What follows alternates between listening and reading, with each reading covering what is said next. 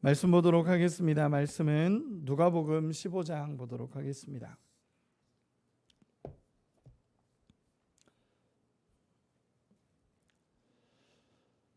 누가복음 15장 25절에서 32절까지 말씀입니다.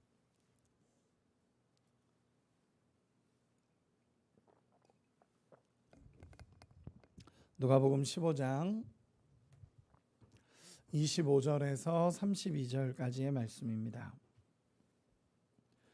우리 함께 합독하도록 하겠습니다. 같이 읽겠습니다.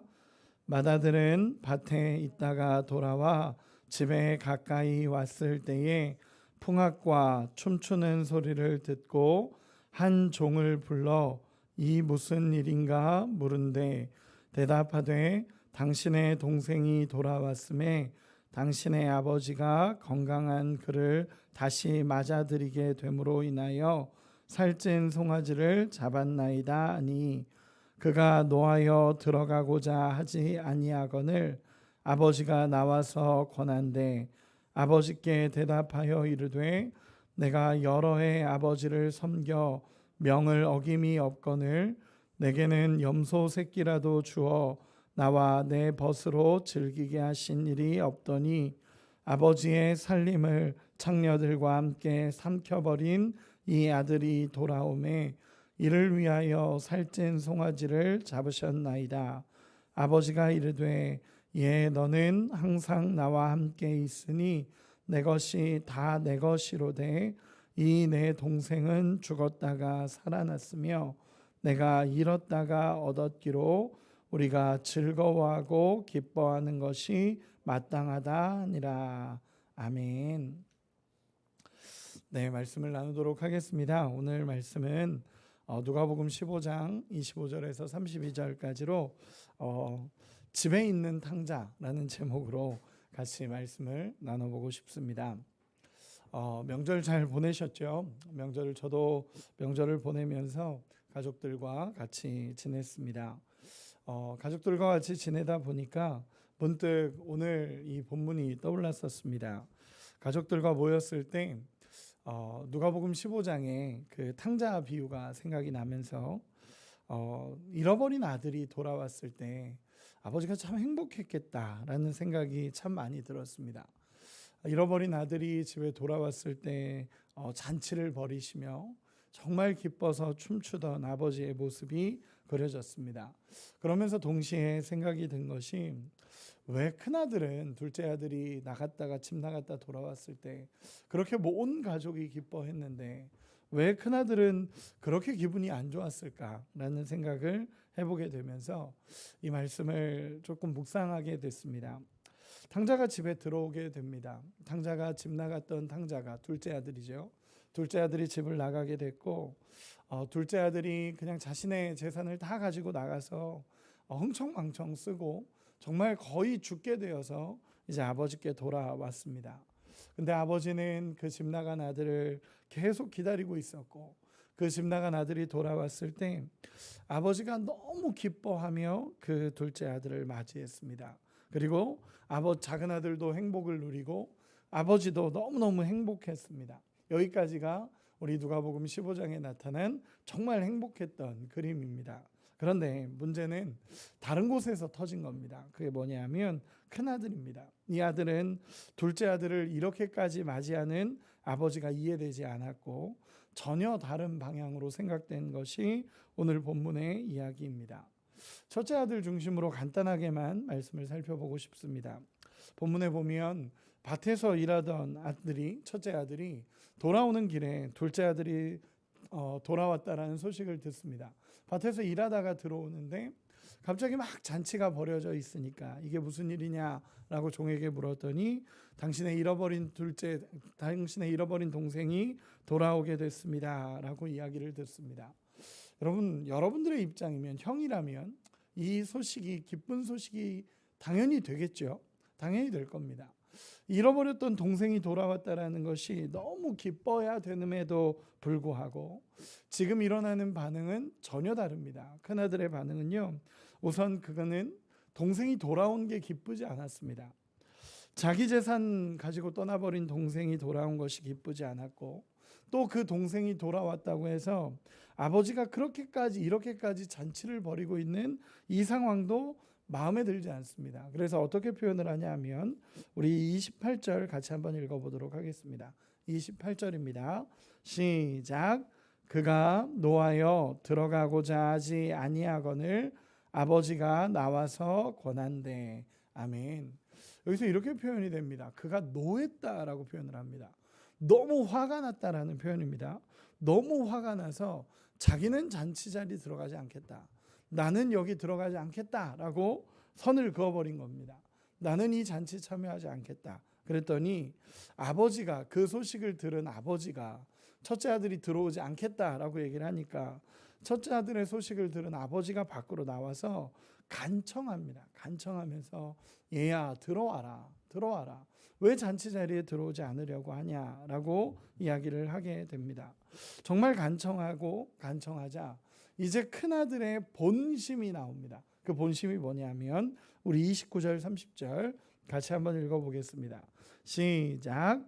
아버지께 대답하여 이르되 내가 여러 해 아버지를 섬겨 명을 어김이 없거늘 내게는 염소 새끼라도 주어 나와 내 벗으로 즐기게 하신 일이 없더니 아버지의 살림을 창녀들과 함께 삼켜버린 이 아들이 돌아오매 이를 위하여 살찐 송아지를 잡으셨나이다. 아멘. 이렇게 이야기하는 겁니다. 저는 정말 안타까운 말이라고 생각이 됩니다. 정말 어쩌면 큰아들 입장에서는 두들겨 맞아야 되는 동생이고 정말 종이 돼서 그 자기 재산 다 갖고 떠난 동생이 돌아왔다라고 했을 때 안 기쁘다라는 것입니다. 어쩌면 종이 돼서 진짜로 다 잃어버렸고 종으로 와야 되지 않냐. 진짜 가치 없는 존재가 돼서 돌아온 동생이 왔다라고 했을 때 잔치가 벌어진 이 상황이 너무 싫은 겁니다. 그리고 이것은 이제 아버지에게도 기분 나쁨으로 가기 시작합니다. 이 잔치를 베풀어준 아버지에게도 기분이 나쁩니다.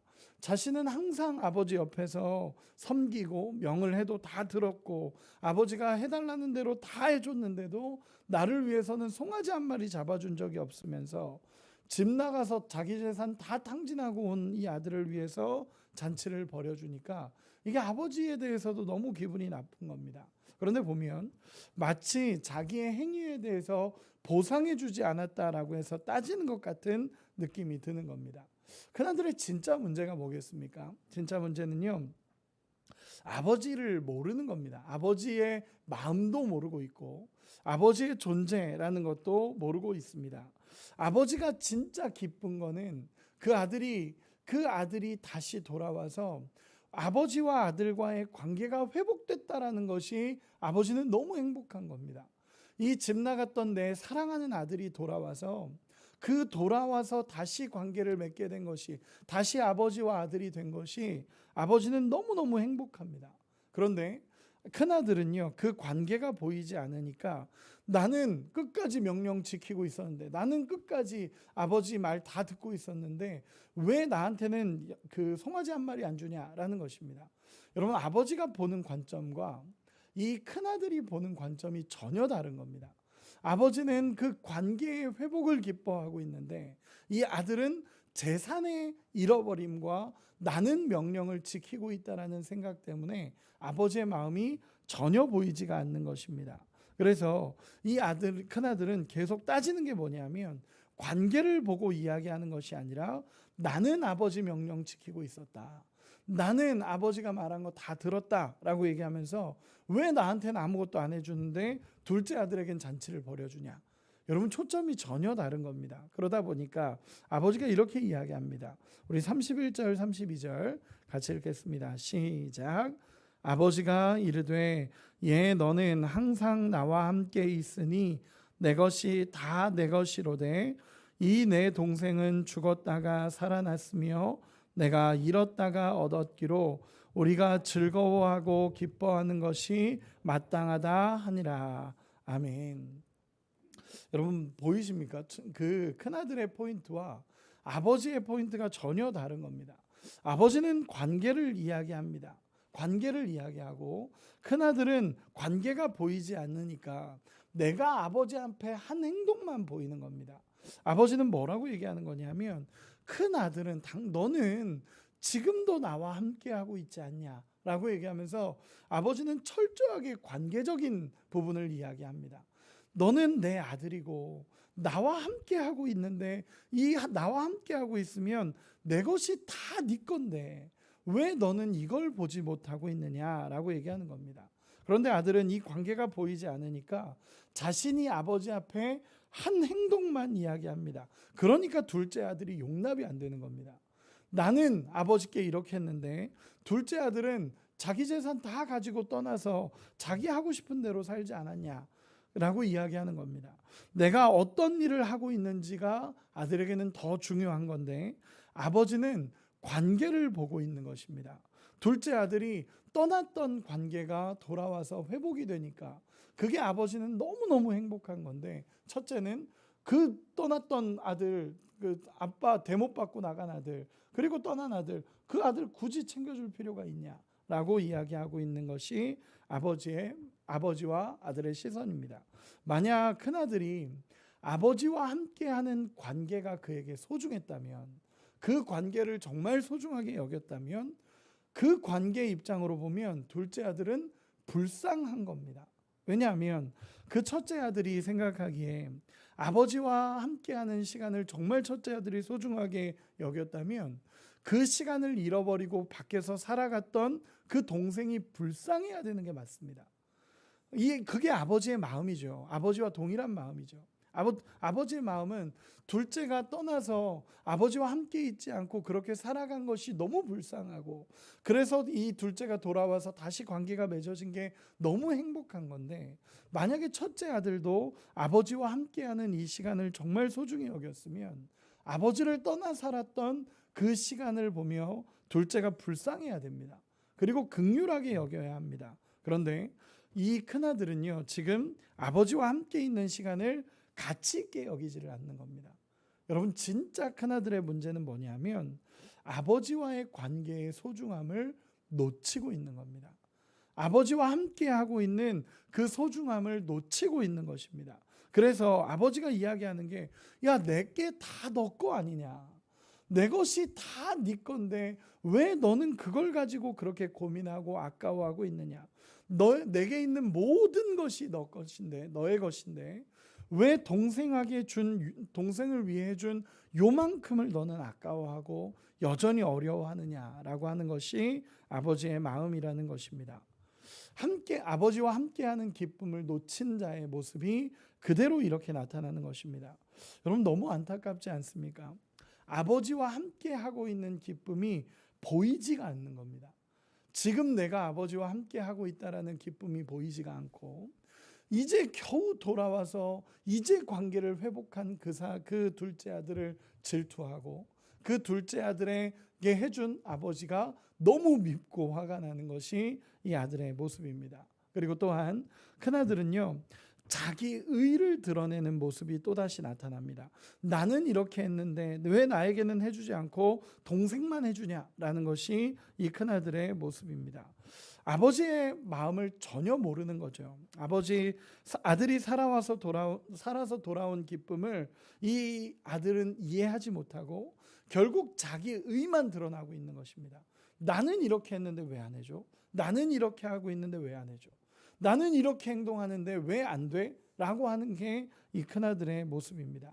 결국 진짜 큰아들의 문제는요, 아버지와의 관계를 소중하게 여기지 않는 것이 문제고, 거기에서 더 나아가서 내가 한 행동만 옳다라고 말하는 자기의가 드러나는 모습이 여기서 그대로 나타난다라는 것입니다. 저는 이 본문을 묵상하면서 이런 마음이 듭니다.